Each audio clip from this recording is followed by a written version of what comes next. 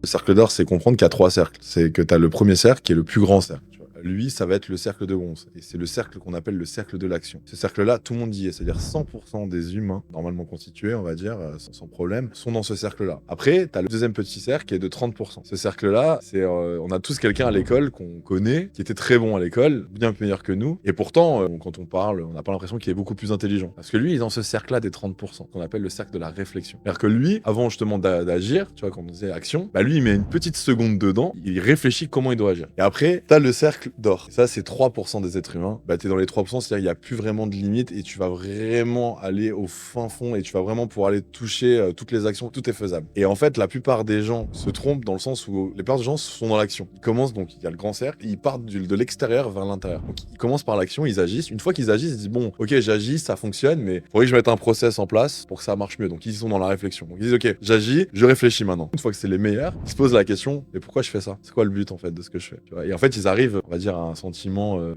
frustration et se dire bah pourquoi j'ai fait tout ça?